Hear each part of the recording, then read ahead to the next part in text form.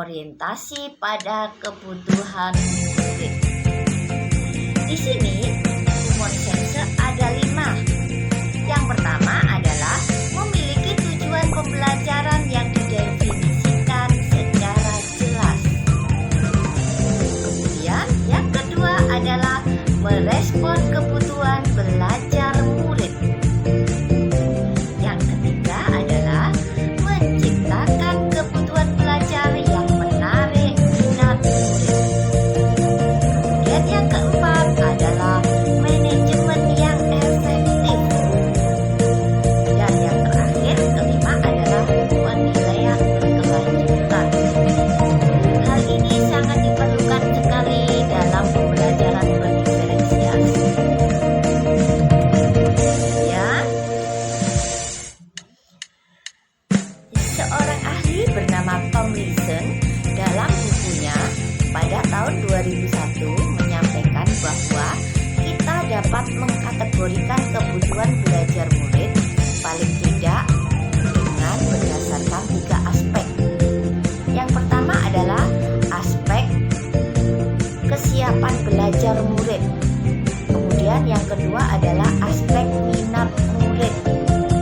Kemudian yang ketiga adalah aspek profil belajar murid.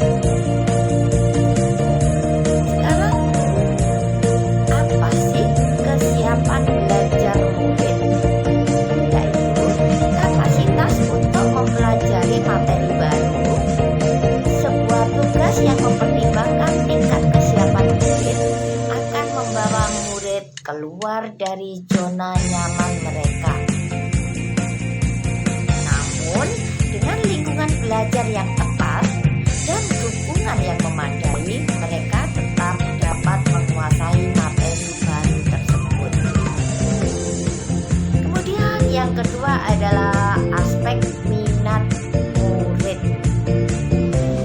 yaitu suatu keadaan mental yang menghasilkan respon terarah kepada suatu situasi atau objek tertentu yang menyenangkan dan memberikan kepuasan diri.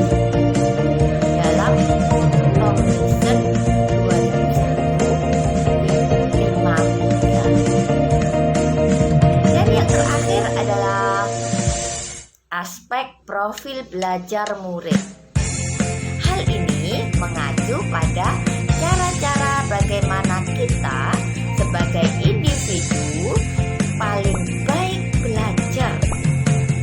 Tujuan dari mengidentifikasi atau memetakan kebutuhan belajar murid berdasarkan profil belajar adalah untuk memberikan kesempatan kepada murid untuk belajar secara natural dan efisien.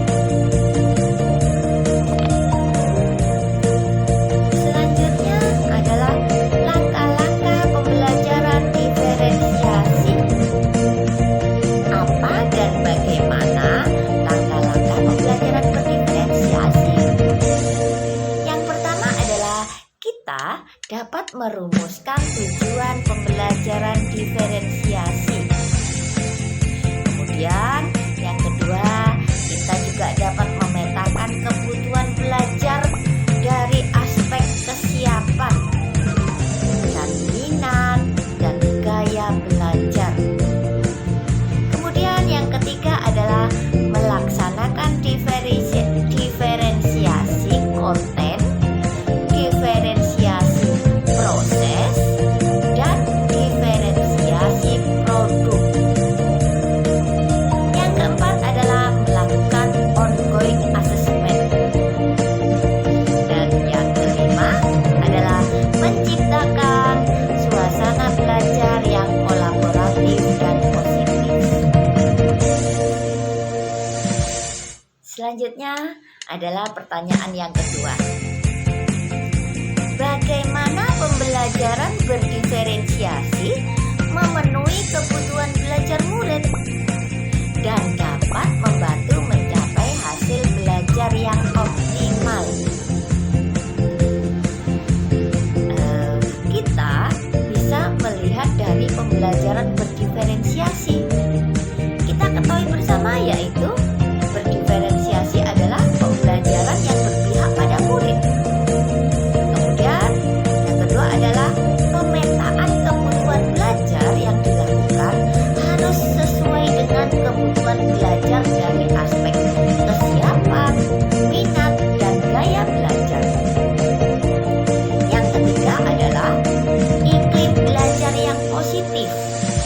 kolaboratif, dan saling menghargai.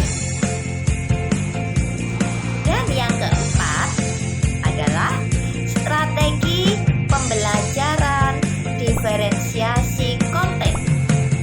Kemudian diferensiasi proses dan diferensiasi produk. Apa diferensiasi konten? Diferensiasi konten adalah materi yang kita ajarkan kepada murid atau konten yang dapat dibedakan sebagai tanggapan tingkat kesiapan, minat, atau profil belajar murid yang berbeda, atau bisa juga dikombinasi dari kesiapan, minat, atau profil diferensiasi belajar murid. Selanjutnya adalah diferensiasi proses. Apakah itu? Yaitu murid memahami apa yang akan dipelajari, mengacu pada bagaimana murid akan memahami atau memaknai apa dan bagaimana informasi atau materi yang dipelajari. Kemudian yang terakhir adalah diferensiasi produk, yaitu berkaitan dengan tagihan apa yang akan ditunjukkan murid kepada kita sebagai pendidik. Bisa berupa karangan, tulisan, hasil tes, kemudian pertunjukan, presentasi, diagram, kemudian hasil karya yang lain, dan sebagainya. Yang paling penting adalah mencerminkan pemahaman murid atau tujuan pembelajaran yang diharapkan. Selanjutnya adalah pertanyaan yang ketiga. Bagaimana keterkaitan antara materi dalam modul ini, yaitu pembelajaran berdiferensiasi, dengan modul yang lain, yaitu dengan filosofi Ki Hajar Dewantara, nilai dan peran guru penggerak, serta budaya positif. Yang pertama adalah keterkaitan antara modul 2.1 dengan modul 1.1, yaitu dengan pemikiran filosofi Ki Hajar Dewantara.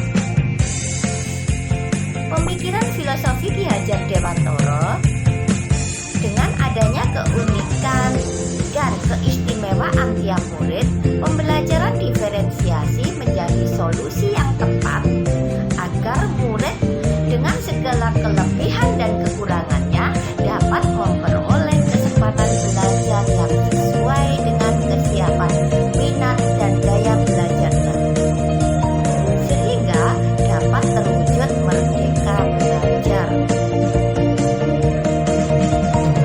Selanjutnya yang kedua adalah keterkaitan antara modul 1.2, yaitu nilai dan peran guru penggerak, dan modul 2.1 pembelajaran diferensiasi, yaitu pembelajaran berdiferensiasi akan dapat terwujud apabila calon guru penggerak telah memenuhi nilai guru penggerak dan mampu menerapkan peran guru penggerak. Selanjutnya adalah keterkaitan modul 1.3 tentang visi guru penggerak dan modul 2.1 tentang pembelajaran berdiferensiasi. Di sini saya menjelaskan bahwa pembelajaran berdiferensiasi merupakan pembelajaran yang berpihak pada murid. Salah satunya adalah mewujudkan peserta didik yang berkarakter sesuai profil pelajar Pancasila, sehingga apabila pembelajaran berdiferensiasi sudah dilaksanakan, berarti guru penggerak sudah mewujudkan visi guru penggerak tersebut. Selanjutnya keterkaitan antara modul 1.4, yaitu budaya